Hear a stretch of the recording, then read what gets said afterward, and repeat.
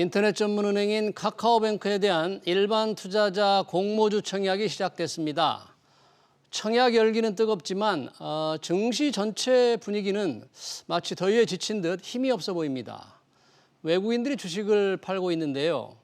7월 증시 어떻게 마무리해야 할지 짚어보겠습니다. 이 자리에 한지영 키움증권 투자전략연구원 나오셨습니다. 연구원님 어서 오십시오. 반갑습니다. 네, 안녕하세요. 네. 오늘은 아침 장 시작하자마자 카카오뱅크 청약이 얼마나 되느냐 난리였는데 정작 증권 시장은 좀 매가리가 없어 보입니다. 요즘 흐름 어떻게 지금 돼가고 있는 겁니까? 네, 그래서 오늘 흐름을 좀 말씀을 드리면은 일단은 이번 주에 워낙 대내외 이벤트가 내재되어 있는 가운데 오늘 같은 경우는 중국 쪽에서 좀 악재가 불어왔습니다. 그래서 중국 상해 증시나 이제 홍콩 증시가 2%에서 3%대 급락세를 보이고 있는데 이거는 지금 중국 내부적으로 사교육이랑 또 음악 산업 이러한 관련 테크 기업들에 대한 규제를 강화한다는 소식이 관련 업체들의 주가 급락을 유발을 하면서 이게 지금 아시아 전반적인 주식시장에 악재로 작용을 하고 있고요. 다만 한국은 중국의 이러한 규제랑은 약간 좀 거리가 있는 곳이기 때문에 상대적으로 지금 선방을 하고 있는 이러한 모습으로 판단을 하고 있습니다. 네. 그러니까 중국의 악재가 아시아 전체에 영향을 미치고 있는데 우리 증시는 그나마 좀 아직 선방을 하고 있다. 네, 지금 우리나라 증시 코스피 제가 출연 전에 봤을 때 1%대 이하에서 주가가 약세를 보이고 있거든요. 그래서 이 정도면 선방이다라고 볼 수가 있네요. 오늘 또 아직 장이 끝나진 않았지만 외국인들이 조금 주식을 파는 것 같은데 요즘 외국인들 국내 시장에 대한 관심이 많이 줄었습니까? 어떤 상황입니까? 예, 이거는 아마 많은 분들이 궁금해하실 거예요. 지금 외국인들 같은 경우 계속해서 우리나라 증시를 팔고 있고 지난주 금요일 기준으로 봤을 때 연초 이후로 외국인이 총 23조 원 순매도하면서 거의 역대급 순매도라고 볼 수가 있습니다. 그래서 이제 다들 외국인이 그러면 언제 살 건데 이 인식이 이 의문점이 제일 풀리지 않는데 언제 돌아오느냐? 네. 근데 따지고 보면 우리나라 주식시장의 펀더멘털이나 기업 이익 같은 경우는 계속해서 올라오고 있는 이러한 상황이에요. 그래서 역사적으로 봤을 때 외국인의 순매수랑 가장 밀접한 데이터 중 하나가 우리나라 기업들, 코스피 기업들의 영업이익 전망치입니다.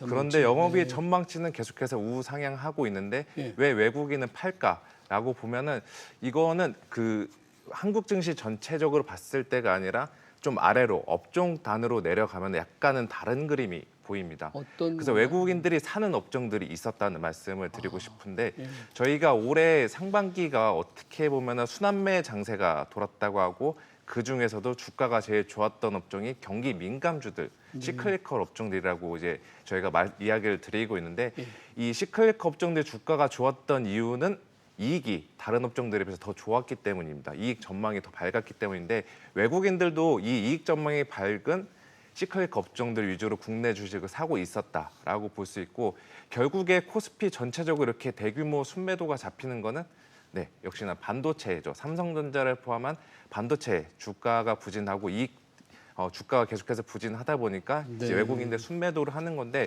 저는 여기서 드리고 싶은 말씀은 외국인의 순매도는 이제 저희가 걱정의 끈을 조금씩 놓아도 되는 시기가 아닌가라고. 걱정을 좀 덜 해도 된다? 네, 맞습니다. 예, 뒤로 갈수록 특히나 3분기 말 이후로 갈수록 외국인들이 대형 반도체주를 중심으로 우리나라 증시를 다시 사러 들어올 여력이 더 높아졌다. 3분기 정도 가면? 예, 3분기 말. 빠르면은 8월 말에 이제 뒤에서도 말씀드릴 수는 있겠지만 미국의 중앙은행장을 포함해서 전 세계 주요 중앙은행장들이 모여서 회의를 하는 잭슨홀 미팅. 이때를 기점으로 일종의 연방준비제도이사의 은행의 정책 불확실성이 해소되는 측면이 반영할 것으로 보입니다. 그렇게 되면은 외국인들도 우리나라 증시 그동안 거시경제, 이 매크로 불확실성으로 한국 증시를 순매도했고 그 과정에서 일종의 운명로정처럼 반도체주들이 제일 많이 매도세를 당했는데 이제 그러한 것들이 풀릴 것으로 보이고 있고요.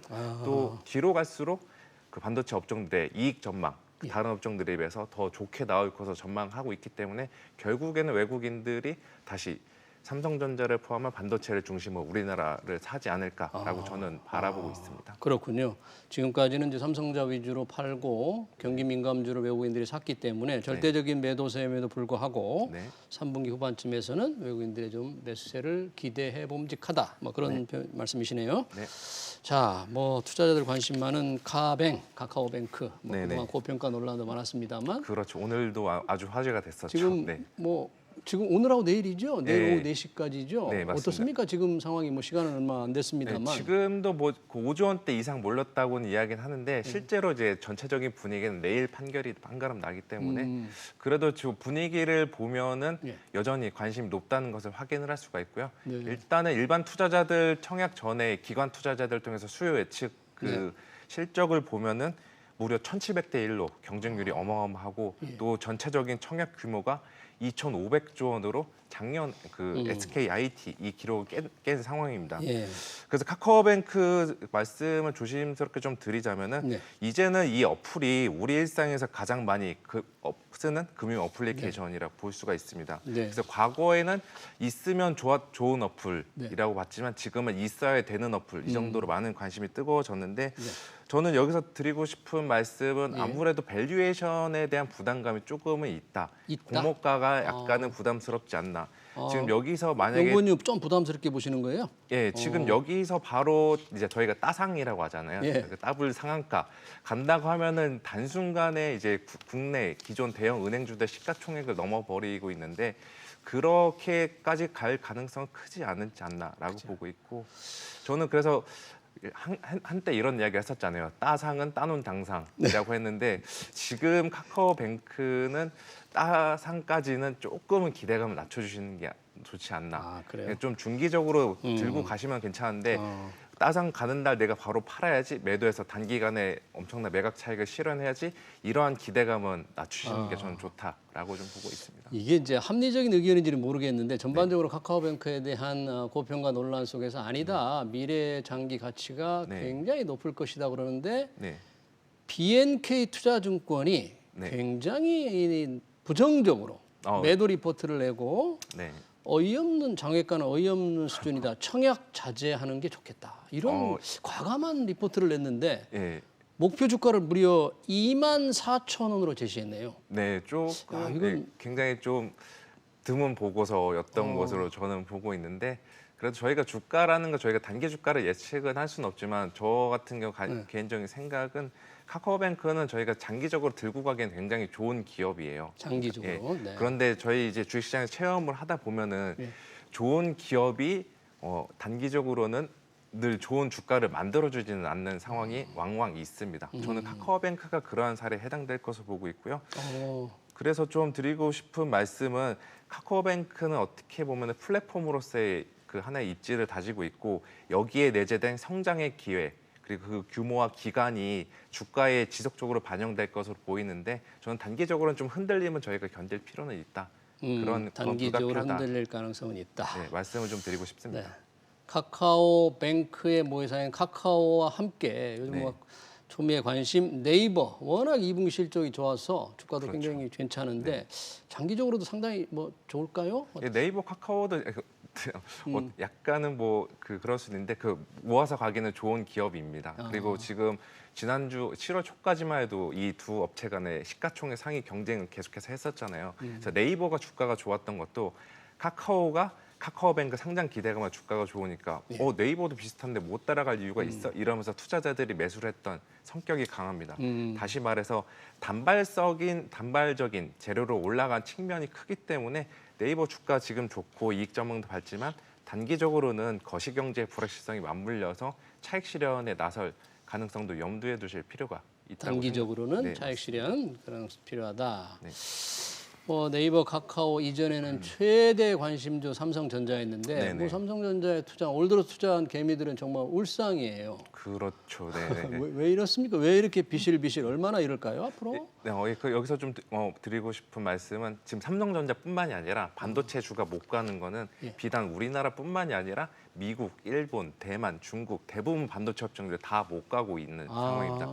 이렇게 못 간 것들은 반도체 공급난, 오스틴 공장 중단 여파와 같이 반도체 공급난과 더불어서 올해 상반기까지 경기 민감주들로 순환매 장세, 수급이 쏠리다 보니까 이쪽이 상대적으로 수급상 피해를 봤던 업종이라고 볼 수가 있습니다. 네. 그 삼성전자도 지금 계속해서 7만 전자, 8만 전자 일종의 메비우스티처럼 왔다 갔다 반복만 하고 있는데 이렇게 전자 주가가 못 간 것도 내면을 살펴보면은 작년과 같이 스마트폰이나 PC 수요가 올해나 내년에 계속 좋을 수 있겠냐라는 의구심. 또 올해 봄에 예상치 못하게 터졌던 인도나 대만의 코로나 사태로 인해서 공급 차질 이러한 것들이 반영이 됐다라고 네. 보고 있는데 네. 저는 삼성전자 주가가 거의 6개월 정도 지금 옆으로 박스권 흐름을 보이고 있잖아요. 네. 그 6개월 동안에 이러한 이슈들은 이미 상당 부분 반영이 됐다라고 보고 있고 또 현 시점에서는 삼성전자를 비우고 가기에는 팔고 가기에는 올해 하반기 시장 대응이 어려울 거다. 들고 가시는 게 좋은 시점이 삼성전자의 현 시점이다. 눈물을 머금고 갖고 있어라. 뭐 그런 얘기인가요? 그런 말씀을 드리고 싶습니다. 네. 이미 기관이나 외국인들도 1월 달 이후로 공격적으로 포지션을 축소를 해놓은 상황이거든요. 근데 여기서 저는 더 축소를 할까라고 생각해 보면은 오히려 그 가능성 크지 않다라고 보고 있는 이러한 상황입니다. 뭐 짧게 그 멘트를 부탁드리면 네. 이재용 부회장 지금 네. 8.15 가석방 얘기가 나오잖아요. 네, 나오고 여론조사는 가석방이 좀 높더라고요. 네, 해야 네, 된다는 게 네. 시장에 주가에 영향을 줄까요? 가석방이 된다면? 크게 영향이 줄지 않을 것으로 보고 있는데 주지 않을 것이다. 왜냐하면은 수감됐을 때 주가 보면 별로 변화가 없었거든요. 그러면 당연히 나왔을 때도 주가는 유의미하게 반응은 하지 않을 거다라고 좀 보고 가석방 있습니다. 자체는 네. 주가에는 영향이 없다. 네, 없을 것이다. 네. 자, 마지막으로 우리가 관심을 갖는 미국의 중앙은행 모임. 아까 말씀하신 FOMC 회의가 이번 주에 있고 또 잭슨홀 미팅이 다음 달 말께 있다는데 이게 어떤 결정이 이루어지고 어떤 메시지가 나올까요? 얼마나 중요합니까, 그게? 일단은 7월 FOMC보다는 8월 말 잭슨홀 미팅이 더 중요하다라고 보고 있는데 잭슨홀 미팅. 네, 그때가 이제 연준이 9월 FOMC에서 우리가 어떤 정책을 펼치겠다라는 좀 시그널을 명확하게 줄 것으로 보고 있습니다. 그리고 이제 저희가 다들 대기를 해야 되는 거 받아들여야 하는 거는 정책 정상화인데 지금 문제가 정책 정상화가 문제가 아니라 얼마나 빨리 할지 늦게 할지 그 속도가 지금 문제가 되고 있는 상황인데 속도. 다들 지금 어떻게 보면은 6월 달 이후로 시장이 꾸역꾸역 올라오고 있긴 한데 전체적으로 답답한 분위기가 있던 거는 이른바 연준의 정책 불확실성. 왜냐? 그동안의 대유동성의 시대가 종언될 것이라는 경계심이 계속해서 남아있던 거거든요. 네. 그거를 확인할 수 있는 게 저는 8월 말 잭슨홀 미팅이라고 잭슨홀이 이게 중앙은행 총재들의 모임인 거죠. 그럼 네, 거기서 이 이른바 테이퍼링이라고 하는 네, 양적 맞습니다. 자산 매입 축소의 속도가 좀 어느 정도 어떻게 될 건지 결정이 될 거다. 네, 맞습니다. 보통 그때 8월 말이 그런 그 주요 정책 결정들이 먼저 발표되는 사례가 많았습니다. 그래요. 네. 뭐 그 중요한 회의도 있고 또 이번 주로 본다면 또 어떤 이슈에 우리가 좀 관심을 가져야 할까요?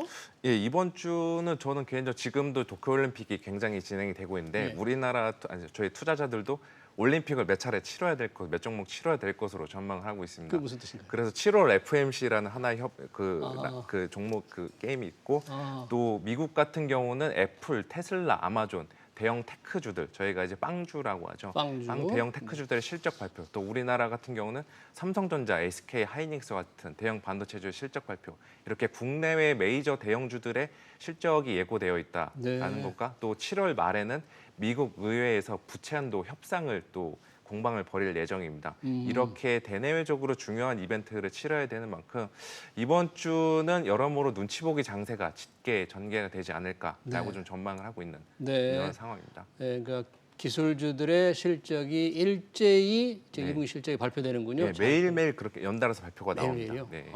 그러니까 조금 눈치 보기 장세가 펼쳐질 것이다. 네, 잘 알겠습니다. 전반적으로 주간 증시 전망 지금까지 한지영 키움증권 연구원이었습니다. 연구원님 고맙습니다. 네, 감사합니다. 네.